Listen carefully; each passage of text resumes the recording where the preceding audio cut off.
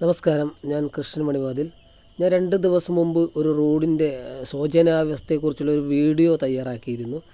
അതിൽ പല ആളുകളും ആ വീഡിയോ കാണുകയും അതിന് കുറേ നെഗറ്റീവായ കമൻസും പോസിറ്റീവായ കമൻസൊക്കെ ഇടുകയുണ്ടായി. അതിൽ നെഗറ്റീവിനെ നമ്മൾ അപ്പാടെ തള്ളിക്കളയുകയാണ്. അതിനെതിരെ പ്രതികരിക്കാൻ പോയി കഴിഞ്ഞാൽ നമുക്കതിനെ സമയം ഉണ്ടാവുകയുള്ളൂ. പോസിറ്റീവായ കുറേ കാര്യങ്ങൾ പറഞ്ഞു. അതിലൊന്ന് എനിക്ക് പറ്റിയൊരു തെറ്റെന്ന് പറഞ്ഞാൽ അതിൽ ഞാൻ കൃത്യമായി ലൊക്കേഷൻ പറഞ്ഞിട്ടുണ്ടായിരുന്നില്ല. അതുകൊണ്ട് തന്നെയാണ് ഈ വീഡിയോ ഇന്ന് ചെയ്യാൻ കാരണം.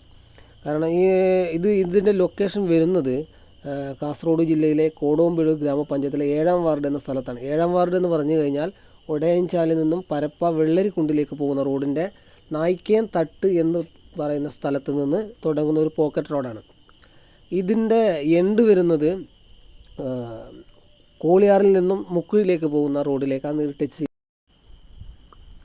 ഈ വീഡിയോ കാണുമ്പോൾ തന്നെ നിങ്ങൾക്ക് ഈ റോഡിൻ്റെ അവസ്ഥ എന്താണെന്ന് മനസ്സിലാക്കാൻ വേണ്ടി സാധിക്കും.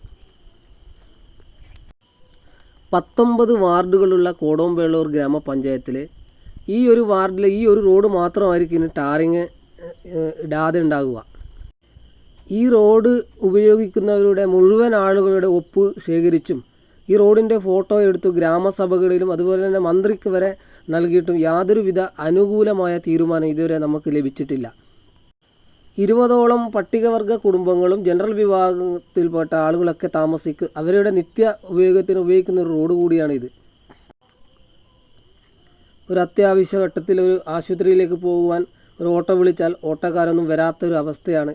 ഈ റോഡ് ടാറിങ് തുടങ്ങുന്ന അവിടത്തേക്ക് നമ്മൾ രോഗിയെ ചുമന്നു കൊണ്ടുപോകേണ്ടി വരുന്ന അവസ്ഥയാണ് നിലവിലുള്ളത്.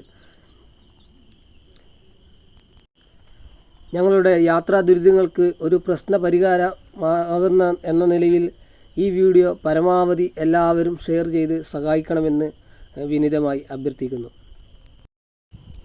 ഈ വീഡിയോ കണ്ടിട്ടെങ്കിലും അധികാരികളുടെ കണ്ണ് തുറക്കട്ടെ.